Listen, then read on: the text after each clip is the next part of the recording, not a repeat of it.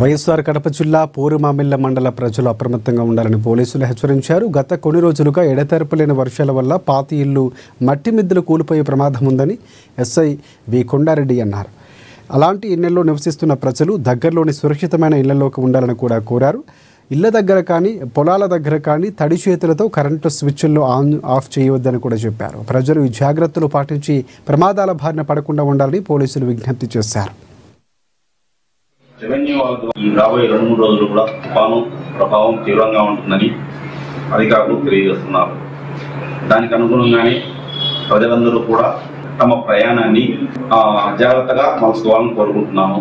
అదేవిధంగా ఈ పాడుబడిన ఇళ్లలో నివసించేవారు చాలా జాగ్రత్తలు తీసుకోవాలి.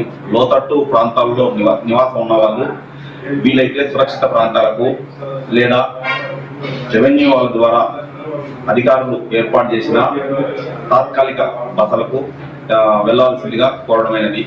అదేవిధంగా ఈ వాగులు వంకలు దగ్గర కూడా చూడడానికి విహారంగా అనిపిస్తుంది, కానీ చాలా ప్రమాదకరంగా ఉంటుంది. కాబట్టి చెరువుల వద్దకు వాగులు వంకల దగ్గరికి ఎవరు కూడా వెళ్ళొద్దండి. అదేవిధంగా పశుపక్షాదులను కూడా కాపాడుకోండి.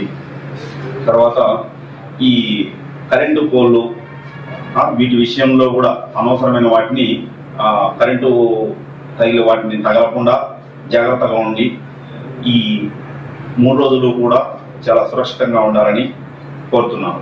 అలాగే ప్రయాణాలు అతి ముఖ్యమైనవైతేనే ప్రయాణం చేయండి, లేదా ప్రయాణాలు సాధ్యమైనంత వరకు మానుకోండి. అదేవిధంగా రైతులు పొలాల దగ్గరికి వెళ్ళినప్పుడు ట్రాన్స్ఫార్మర్ల వద్ద లేకుంటే మోటార్ల వద్ద తీగలు ఉండి